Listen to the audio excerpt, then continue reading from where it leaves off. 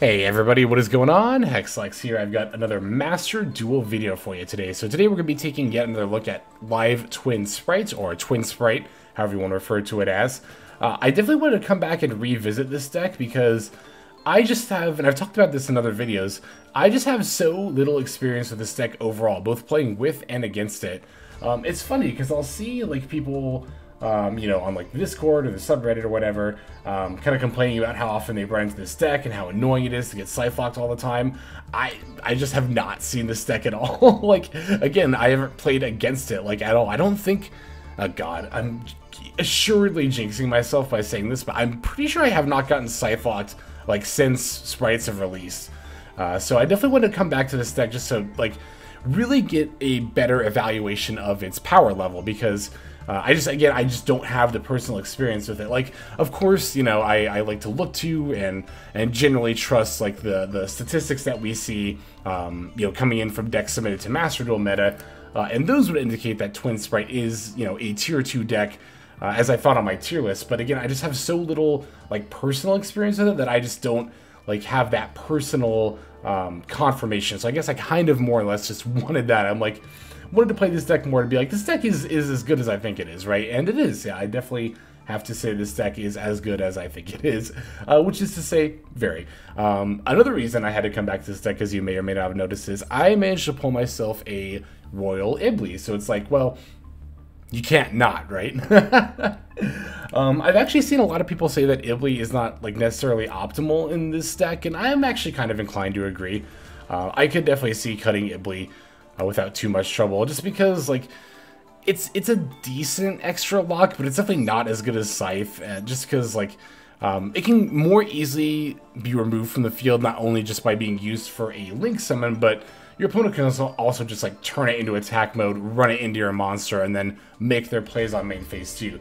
Now, in the last iteration of this deck, we were actually playing a card that kind of circumvented that, and that was Beat Cop of the Underworld, or from the Underworld, sorry, in our extra deck. So the idea is that when you put Iblee on your opponent's field, you can then make a Beat Cop and then place this Patrol counter on it, and that way the Iblee won't be able to be destroyed by battle because it's got the Patrol counter on it. So that would keep your opponent from running it into your monster and keep them locked under Iblee. But honestly, I really wanted the extra deck slot. I think I had the Knightmare Phoenix was out. The Knightmare Phoenix has definitely been more useful than the Beat Cop was. And it's just like such a niche scenario. And like, even when you do pull off the Iblee into the Beat Cop and then you get to put the Patrol counter on it, like, there's so many cases where the Iblee alone just would have won you the game anyway. It's just such a win more play. I don't think it's necessary. The Iblee, indeed, I think in general probably isn't necessary, but again, I got a really shiny one. So, I actually got stupid lucky, and a lot of you are probably going to hate me for saying this, but I spent 2,000 gems total pulling for the alt-art Knightmare Unicorn, and in my second 10-pack, I got the Knightmare Unicorn and the Royal Iblee, so it's like, okay, yeah, we definitely take those, so. Again, the main deck here is actually mostly the same.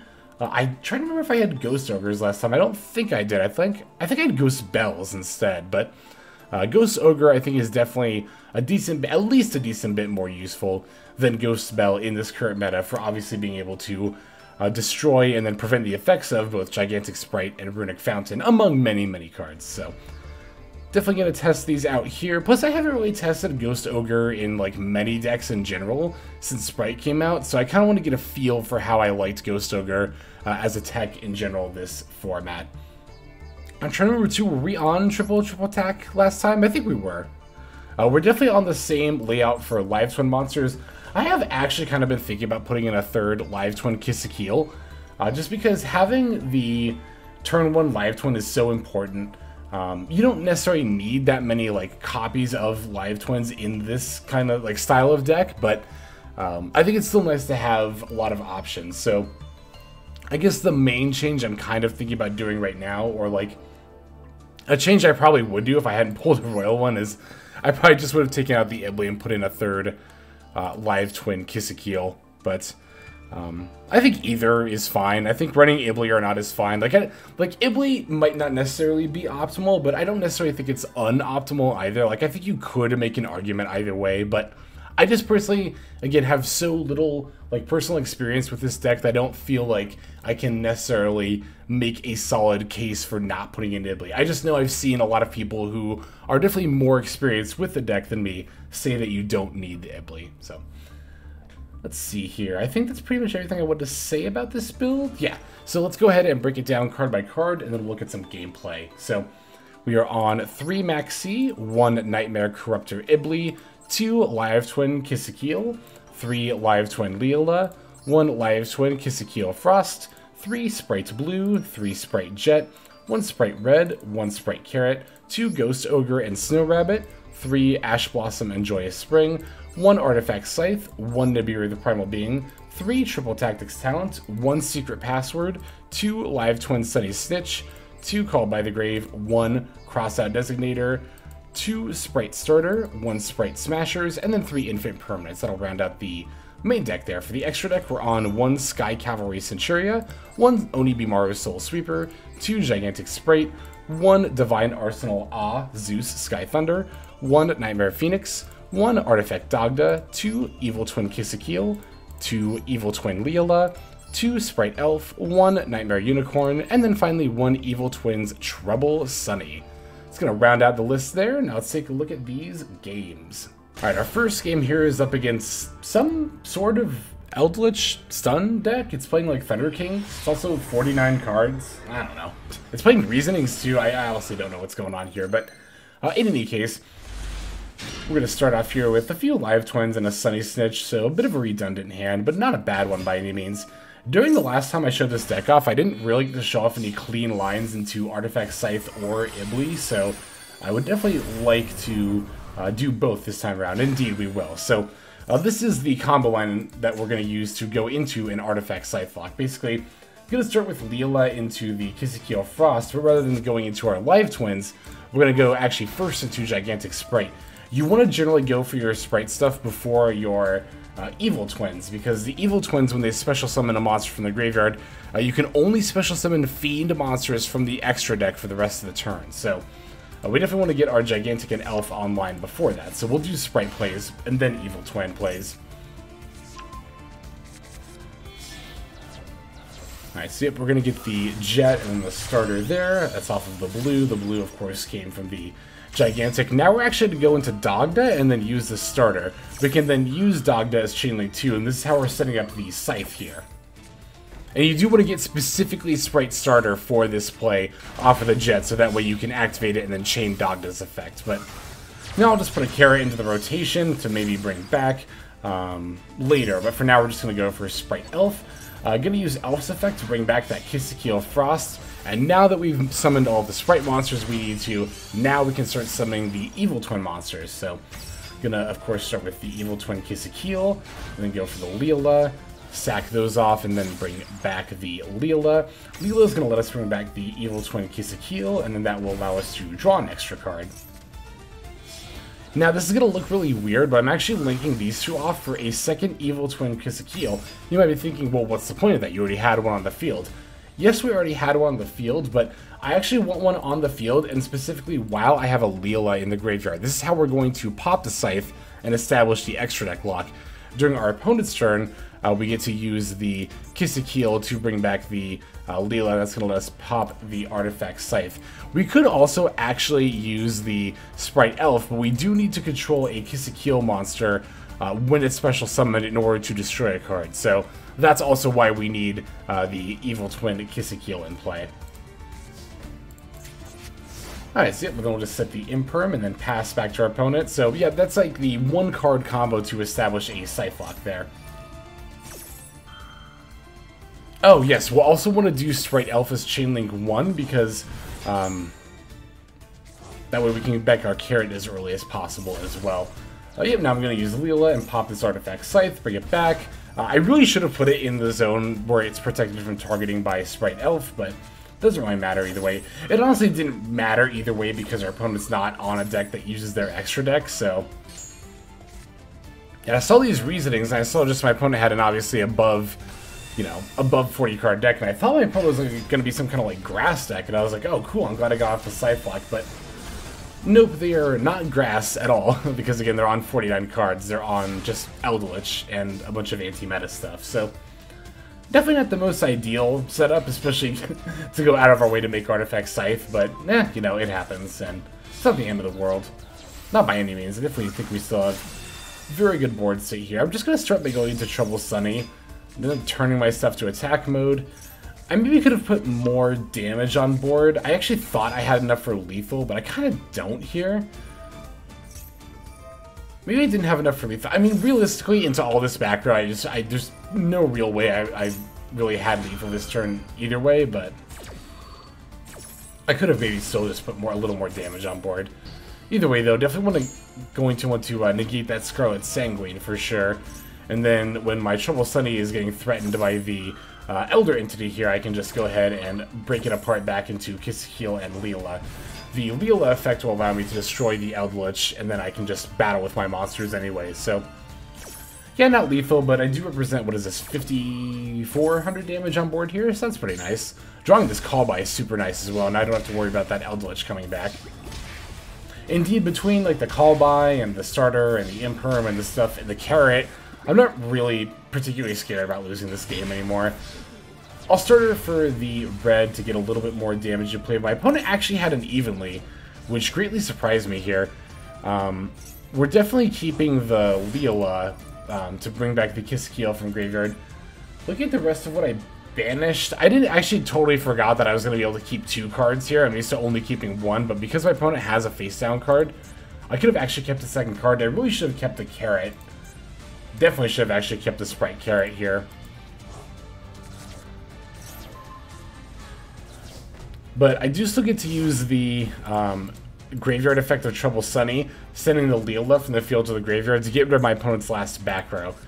This is nice for multiple reasons. Obviously, it gets rid of the back row, but now I can also use Ki-Sikil's effect during my opponent's turn to bring back Lil-la again and get rid of another one of their back rows. So, yeah, here I'm going to obviously wait until my opponent goes to activate the Eldritch effect before I call by it. That way they give up one of their back rows to do that.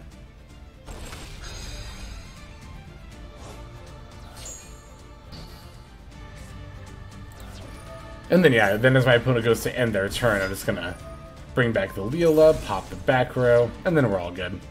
Oh, my opponent's going to get to set the Elixir of Scarlet Sanguine, so we're not, like, out of the clear just yet, but I mean, it's one Eldritch you have to play through. It's really not that big of a deal, especially as I'm just going to normal summon Lil-la. And then Special Jet is what I was going to say, but my opponent didn't even really wait for me to do that. Now, did they? Nope, that did in fact be too much for them, and they decided to just concede, which, you know, to be fair, I had lethal anyway, so yeah, even though the Scythe Lock didn't really end up mattering, that is how you can establish a turn 1 Scythe Lock with just a live twin monster. It can be either, or of course, Secret Password or Sunny Snitch. Opening one of those will result you in that Scythe Lock board there. So there's that duel. Let's go and take a look at the next one here. And here we're going to be up against Yubi Control. God, it's been forever since I played against this deck. I legit couldn't tell you the last time I played against it. I actually don't think it was that long ago, but still. Alright, we're taking the first turn here. This hand's looking pretty good. This is actually going to be an Iblee lock board. So this time I get to show you a clean board that gets you to an Iblee lock on your opponent. For this combo, you need 1 live twin monster plus blue, jet, or starter. I believe any of those 3 will do it. So pretty decent range of cards you can open to get off a play like this. This play is a little bit scary because you kind of have to play into Nibiru in order to make the combo. Like Gigantic Spright is going to be our 5th summon, so I mean, it's one of the reasons why I say Nibiru is still good right now, even against Spright. Like, on top of being able to negate Gigantic Spright and then Nibiru, there are still variants like this that do have to make certain plays where you're a little bit more susceptible to Nibiru there, but yeah, so we're going to make the Gigantic Spright with Jet and Blue, use it to bring out Iblee, and then use those 2 to make Elf. That allows us to put Iblee on our opponent's board, so now our opponent can't special summon, period, at all, except for Link monsters. I thought, actually, Iblee was just an extra deck lock. Like, I was like, oh, my opponent can steal special monsters from their hand and main deck and graveyard, right? Nope. If they're not Link monsters, they cannot special summon, so Iblee, you know, it's definitely one of the locks that's easier to play around, but it is still a relatively decent lock. Once again, I'm having to go into like multiple different, not different, but multiple copies of the same Evil Twin monster just to ensure that I've got one, that I can get my draw off of Ki-Sikil for a little more advantage, and two, so that way I can make sure I'm set up in order to summon Lil-la during my opponent's turn and have a disruption in the form of a destruction. Alright, so they're going to start off with a Prosperity here. I'm going to let this resolve. I don't really feel the need to stop this. I'd rather stop whatever spell or trap card they excavate off of it with Carrot. So they actually end up getting an Electric Jellyfish there. Going to go ahead and use my Ki-Sikil Frost to get my draw in. They do actually have the Onibimaru here to just link away the Iblee for free. So yeah, unfortunately, Iblee did not do much against this opponent here. But at the same time, I'm still not really concerned because I still have a red and a carrot in play. And I'm also going to use my Ki-Sikil's effect here to pop either whatever they summon or this Onibimaru, so I can use the Imperm, whichever. But they do summon the Electric Jellyfish, so I'm like, I'm just going to pop the Jellyfish now and get rid of it. That way, I don't have to deal with this Omni Negate later during the turn. So they got a triple Tactics talent. I'm just going to Carrot to stop that. And then my opponent just concedes, which is, I mean, it makes sense, right? Like, I still have the red negate, and it could negate and destroy. Not only that, but I also can then use Lil-la to bring back Ki-Sikil to draw a card, and then when my opponent goes to use a monster effect, I just sack the Ki-Sikil with the Spright Red, negate and destroy the monster, and then next turn I can bring back Lil-la once again with the Ki-Sikil. It's actually really nice. The Evil Twins are able to play into the Spright Red and Carrot very well in that way, in that you not only have these fodder monsters in order to sack, to negate and destroy opponent's cards, but then they also bring each other back, so you're not even losing. Not only are you not losing out on card advantage because they bring each other back, but then they then draw and or pop and gain you even more advantage. It's pretty good. This deck is not too shabby at all. But we still got a couple more games to see, so let's just dive straight into the next one here. Alright, so this time, we're against somebody who was definitely cooking. Our opponent is on 60-card Grass Runic Stun, which is very interesting. It's not like the worst idea in the world. They're also playing like a Sky Striker engine, so the idea is that they're using Grass to send a bunch of Runic and Sky Striker spells to the graveyard to then benefit off of both, which, I mean, I think it's a neat idea. I don't know how good it is, because, you know, stun decks really want to be consistent. Like, they really want to open those floodgates every time, and I feel like playing 60 cards is just inherently probably a little bit too opposed to that, but I could be wrong. So yeah, this isn't really like the Iblee combo we did last time, but it's another instance where we can Iblee. Normally I would use my Gigantic Spright to summon blue there, but because I had Starter specifically, I didn't need to, and that's why I was able to go for the Iblee instead. Alright, so they're going to start with a Fairy Tale Snow. I will respond with a Spright Elf, bring back the Jet. I'm kind of surprised they didn't try to turn my red face down here, actually. Or is that only when it's special summoned? Nope, it's when it's normal or special. Yeah, I guess they're just going to battle over the red in general. But they could have turned my red face down and then battled over Elf, which I think definitely would have been better here.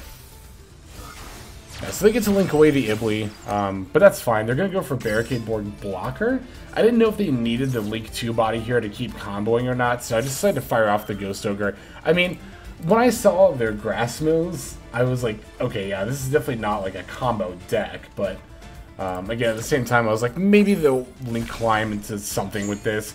I thought about negating it as well, but I was like, yeah, that's fine.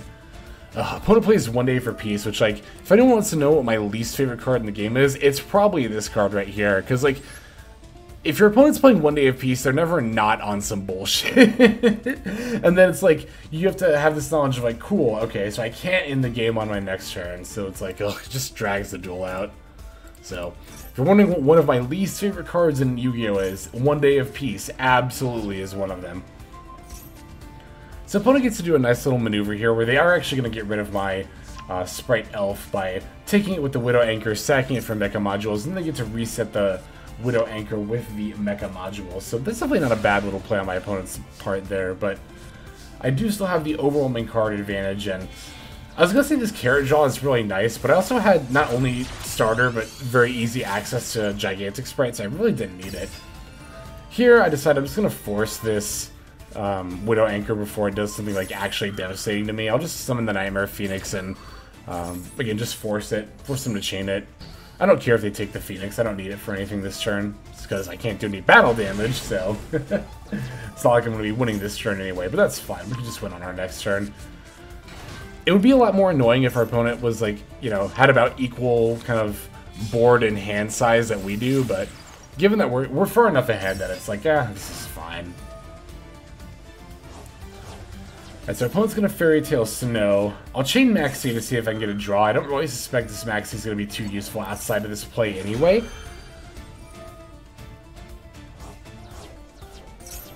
But then they just chain Snow again to avoid giving me a draw, which is fine. It doesn't really matter. I also want to get the red online to see if I can negate and destroy Snow, but... Oh no, I don't want to negate and destroy it. Sorry, I just want to negate it here, because if I negate and destroy, it'll go back to the graveyard. They can just banish 7 more cards, and then summon the Fairy Tale Snow anyway, so... I also definitely want to gate and destroy Mecha modules here, because my opponent has, at the very least, they have an Engage in their graveyard, so I don't want to give them that. I'll just get rid of it now, you know, there's kind of no reason not to. And indeed, my opponent isn't even able to battle over my red because they use a Runic card, so at this point, I can inflict battle damage again. The secret password is like, it's kind of whatever, it gives me a level 2 monster for some plays, but Poe's just going to concede anyway, so... There's that duel. We have one more to take a look at. Let's just dive straight into it. And our final duel is going to be against Pure Spright, but it was another opponent who was cooking and made a 60-card Pure Spright. No grass, though, just 60 cards. Which is a little bit confusing to me, but, you know, to each their own, so. Alright, looking at my hand here, it's pretty solid. We have a live twin Sunny Snitch for a live twin monster. Gonna normal summon the Lil-la and activate her effect.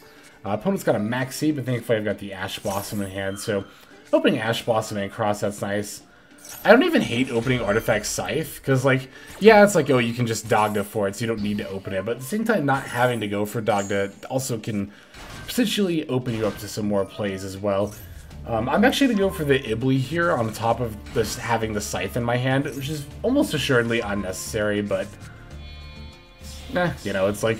I'd rather just get the Iblee out than top deck it, and I can still set myself up in a way where even if they manage to play around the Iblee, I can still Scythe lock them if I need to. Plus, again, the Iblee is so shiny, how could I not?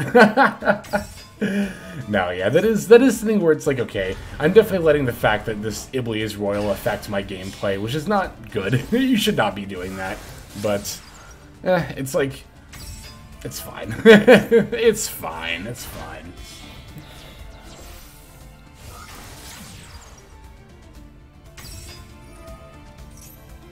Oh yeah, when you bring back the Lil-la here for this part of the combo, you just gotta make sure that you're clicking no on her effect, because you definitely don't want to be popping the Iblee that you just put on your opponent's board there.